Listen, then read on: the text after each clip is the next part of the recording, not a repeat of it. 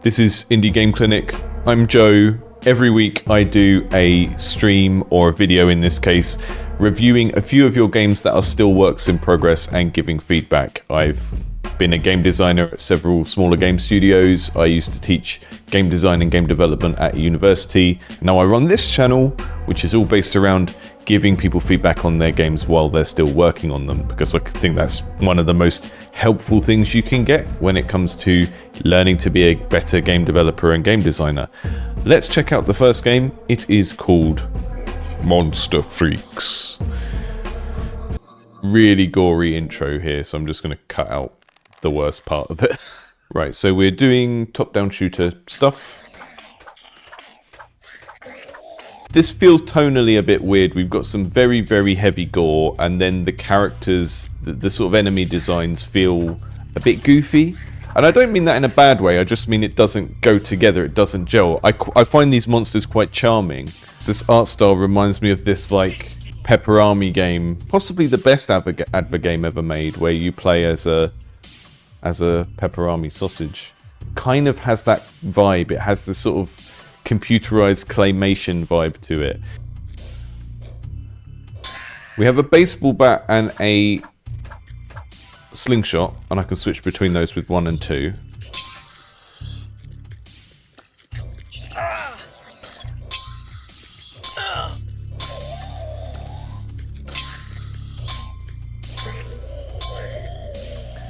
The baseball bat doesn't always down them in one, which is weird because the slingshot takes 2 or 3 hits to take down one of these walking enemies. If there's no benefit to using the melee weapon, why would I take the chance of hitting them with a melee weapon when I can just always... There's a thing about the sound design here would be have the donk of the weapon when it hits the character and then layer it with a second sound effect that is like the pain sound of the enemy, right? A lot of interactions in games are one object hitting another object, and you can have the sound effect of the first object and the sound effect of the second object and layer them together, and you will get a more kind of satisfying suite of sounds for your combat. And this game is predominantly just about whacking stuff and killing it, so you know you need to put your effort where it matters, and that's the whacking stuff and killing it. One problem I'm getting with this game that is really, really common, and I see it in lots of games, is the camera distance with how we're navigating in the game. In a lot of situations, like I can see this garden over here, this yard, but I don't have much information about how to get over there just by looking at this screen. So the only way I can get over there is by just sort of trial and error guesswork of like wandering around different corners until I get round there.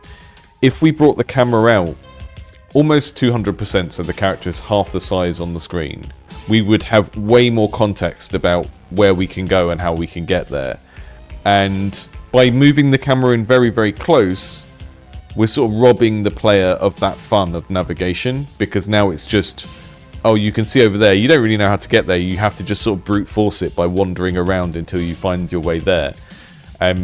The thing about camera distance and how much you show is that it dramatically changes how much context the player gets about the rest of the game in order to think through what they're doing at any given moment. Because at the moment, the game kind of just feels like I'm wandering in a random direction until I see enemies or pickups and then responding to that. And I think maybe zooming the camera right out might help. A lot of these art assets are going to read in a more forgiving way if you zoom the camera out further. They will look kind of more cute. That's kind of where the game already is. Mismatched, little bit clip arty art style. I think if you zoomed out, everything would look a little bit more cute and it would feel more forgiving on the art style of the game overall. So far, all I see about what I'm meant to do in this game is a thing in the top corner telling me how many monsters remain for me to kill. And that's not a super inspiring goal, because if you think through the implications of that, what that means is I've got to wander around this entire map looking for monsters to exterminate. If they're in set places, which I think they are, the more monsters that I kill, the harder it is going to be to find the next one. I don't think that process of just wandering around and hoping to just stumble upon stuff is is particularly exciting. I think this game does have some stuff going for it. It's quite charming in its visual presentation, but it's not super clear in whether this is supposed to be a sort of power fantasy of killing loads of stuff or a survival horror game. It's a bit too goofy to be genuinely scary, and it's not really satisfying enough as a set of combat interactions to be a game that is about murdering loads of little green dudes. My advice with that game would be bring the camera right out. You will give players a lot more information to base their decision making on, and the game might start to shine then. It feels like the entire game is reacting to things, and that's not particularly exciting for a modern action game where it just feels like a kind of ghost train where stuff appears as you wander about aimlessly and then you respond to it. I don't think that's enough for like a modern indie games audience. Okay, let's check out Cave Explorers, which I believe is a card-driven game. Look at that bat. First-person deck builder with Cinti assets, I guess. Is it going to be like Shroom Gloom? Don't breathe too quickly, there's still sand in your lungs. This whole thing of having the mouse control the head of the character but also needing to click on dialogue options, it doesn't feel good. Seems a bit weird to have a dialogue system like that and not actually give me any options. Here we go. Got some cards. That's a Clash of Clans looking door if I ever saw one. Okay. F raised shield.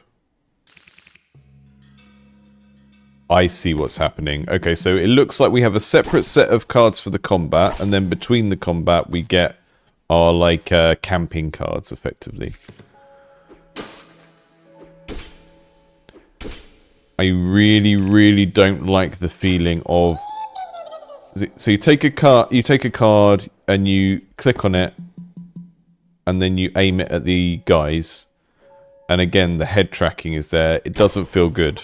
Trying to appeal to too many things at once. Like the whole moving the head around with the camera is an immersion in a physical world type thing. When we're playing a card game, that's not necessarily the main thing we want to do. The main thing we want to do is understand this information and the context of, like, these guys need to shut the fuck up as well. We need to understand the context.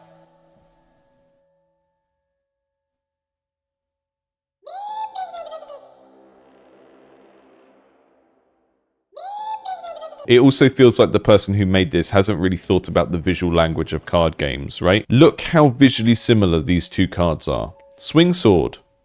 Raised shield. They both have a picture of a sword in. Even the one that is a shield is dominated by the sword. There is a reason why so many card games use blue backgrounds for defense cards and red back... There's a reason why so many card games use red backgrounds for attack cards and blue backgrounds for defense cards. It gives you a very quick way of understanding what the card is. These all look like the same card. If I want to hover over this bar to see what it is, to get that little tooltip to shop to says stamina or health, I have to look to the left. It's an interesting gimmick, but it doesn't feel good. The way it's executed doesn't feel good. It's like a straight line walking through the dungeon, and then this rock is going to clip through my head. Is that a trap? Returning to camp soon. Why?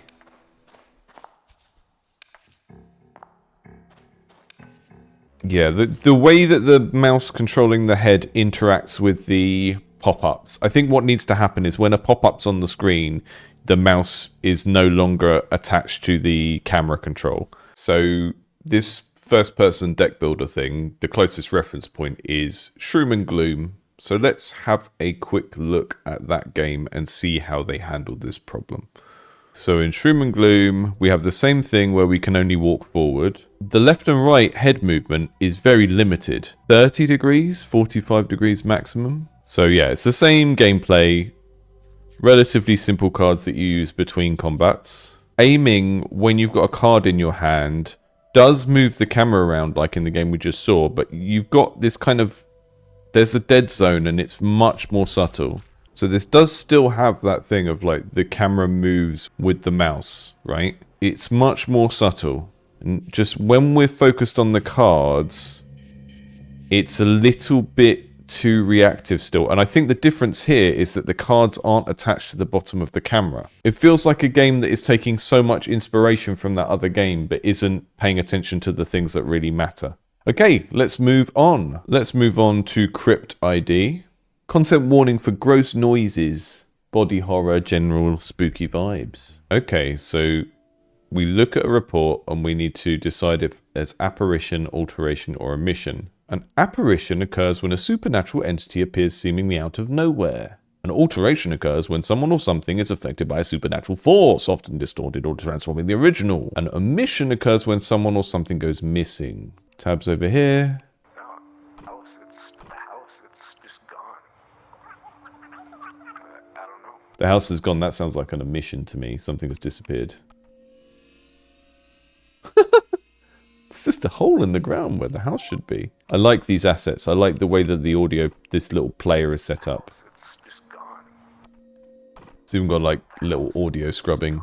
I know this is a very different sort of game from the last one we looked at, but this is doing the stuff I like to see, which is attention to detail in terms of the way that the player interacts with the thing. Some people will bounce off of this because it's so much text, but as soon as we get to interact with something, it's got this really nice kind of toy-like quality to what it's like to click into and scroll around in this audio player.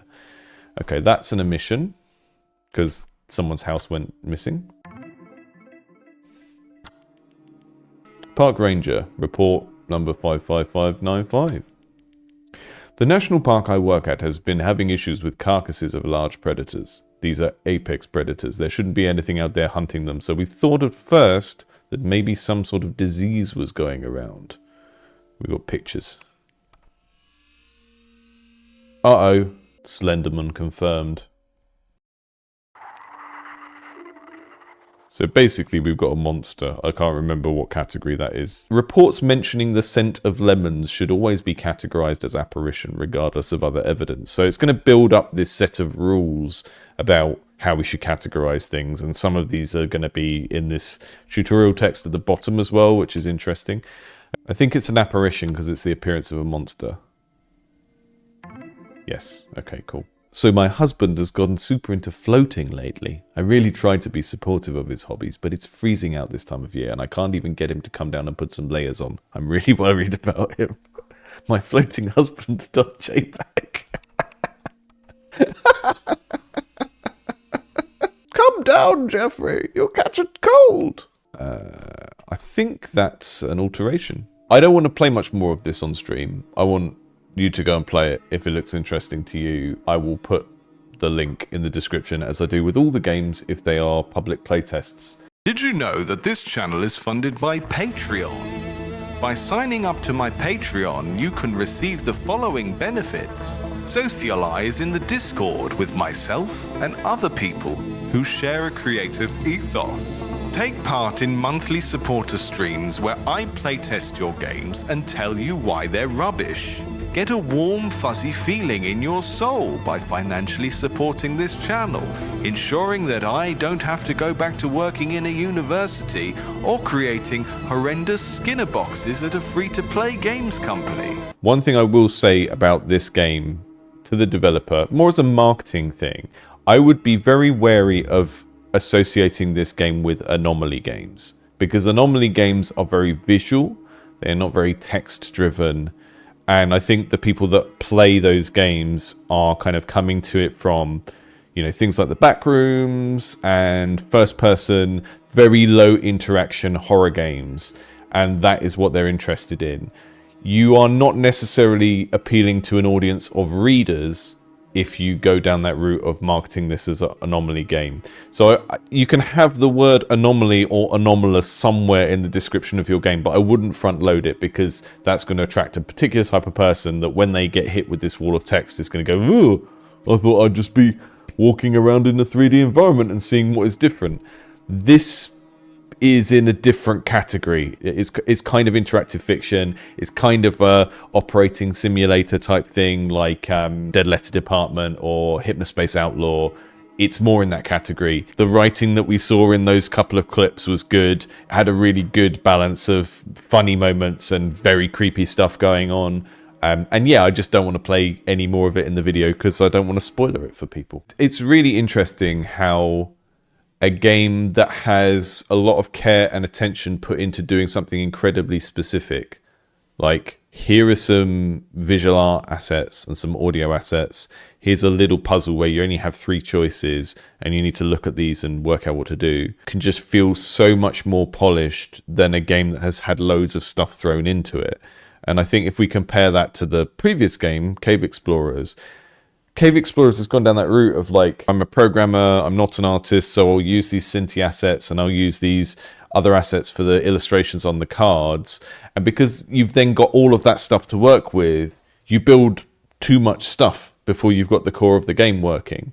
I feel like a game needs to holistically work, like the core interactions the player is doing, the theme or the fantasy or whatever the game is emotionally doing, the broader stuff of how you progress through the game. And I think sometimes if you have access to all of these assets, rather than locking yourself into a specific art and audio style that you can pull off yourself, you end up just putting too much into the game really quickly because it doesn't cost you enough to do that.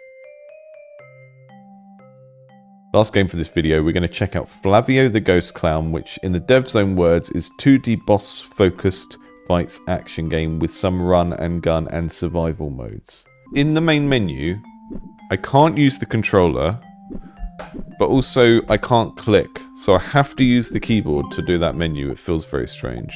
I'm having some problems with this game because it's defaulting to the keyboard. Oh, there we go. Hang on. Why am I pressing delete to choose device? It sort of has all of these tooltips for the Xbox controller on when the game wasn't using the Xbox controller and was using the keyboard.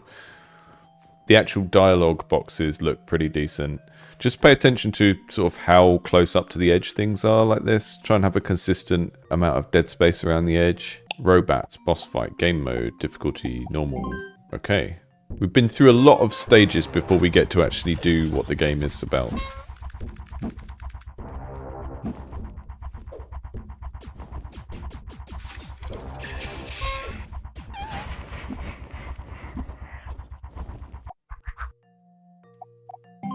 It seems like the developer's gone to a lot of effort to make this into a 2-player co-op thing, but I just want to experience it with one.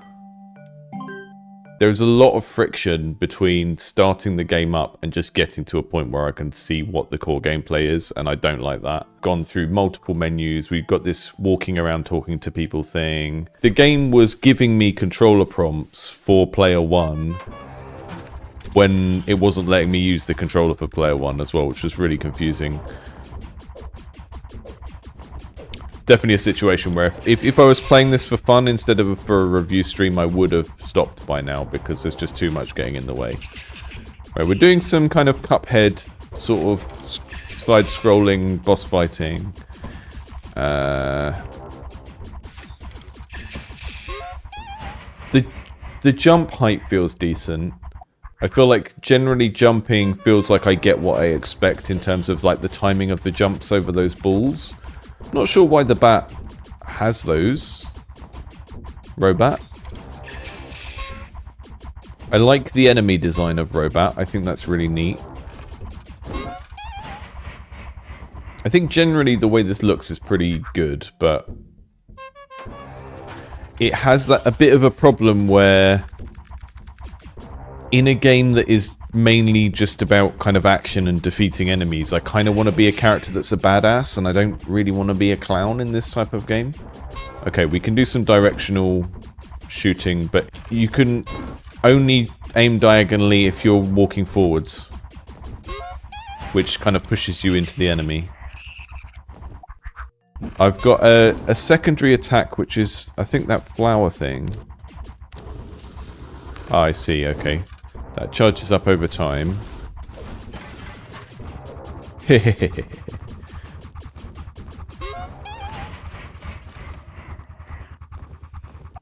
I find this hard to judge because I generally don't like things like Cuphead, and this is Cuphead with a lot of stuff cut out of it. It's a neat art style. I don't find the character appealing. I do think the general world building of like a slightly zany clown versus a robot bat is kind of interesting. Most things in the game look visually consistent, although there's occasionally like an art asset, like whatever that... Is that a custard pie at the bottom that I'm supposed to be able to use? Some of the iconography, like the button pop-ups and stuff, feel like they're not quite the same quality of the rest of the game. There's something about the design of this boss that makes me want to shoot up towards its head or towards that cage in the middle. And you can only shoot diagonally upwards when you're running forwards, which feels a bit awkward. I would make it so that as soon as you start shooting diagonally upwards, you can no longer move, because that just feels intuitive to me, of like... We're not doing a run and gun game. This isn't like a platform shooter where we're moving along. We're always going to be fighting in this little arena, so not many situations where you actually want to be running along, shooting upwards at the same time. Okay, that's what projectile we have in the gun, I see. Yellow fellow, green scene, gas mass. That's a hitter. Shooter hitter. Okay, so we can change our weapon loadout. Like, one tiny point of polish. You want these buttons to look better, these prompts. Use the same... Use this. We've got a B here and a B here. They're the same size. Why don't these button prompts use the same typography that's used here or here? I think this first boss is just too hard for this style of game. I think you need to set the player up to have some wins before hitting them with something that can kill them in 3 goes. Yeah, it's just a bit too easy to be clumsy and bump into the enemy by accident and stuff like that. And I just don't think that's a good setup for like the first encounter in an action game. I think you need to give the player some wins before you start going hard on them. You know, this is a really common problem because we get used to playing our own games. We don't know what it's like to play our game as an inexperienced player, so we go in with things that are just too hard off the bat. That felt like the difficulty that the middle of a game should be, rather than the introduction to a game. So, you know, I say this all the time, onboarding isn't tutorials. It can include tutorials, but it's also how you encourage the player to enjoy the game and feel good about continuing with the game. And if your first enemy is too challenging, they are going to not enjoy that. There are some situations where that doesn't apply. There's a reason why Dark Souls and Elden Ring hit you with an unbeatable boss right at the beginning. It's setting the tone for the rest of the game. But we're not FromSoft. We don't have big dedicated player bases of hundreds of thousands of people. I think when you're aiming to release a demo for an action game, you need to focus on making the first 5 or 10 minutes of the player's experience lean towards letting them win, so that they can go, oh yeah, that feels good, I want to do that again. And then you gradually introduce the challenge, because that was a little bit too challenging. And also the kind of aesthetics of this don't lend itself to being a kind of super hardcore reaction challenge. You know, it looks kind of cute, looks kind of doofy, and that doesn't line up with it being a really, really hard reaction game. I think the art here is very well done in most places. I think there were a couple of places where a bit more attention to detail in the interface would be good, but I fundamentally don't want to play a game as a clown with a gun. If you're in the comments and you want to play a game where you're a clown with a gun, give the developer a shout. Go and check out the demo of this. Thank you for watching. I normally do this as a stream. I will continue doing it as a stream at some point, but for the time being, while my internet is all messed up from the move, I will do these little videos instead. Hope you got some value out of that. Hope you found something insightful that you can use in your own projects, and see you soon.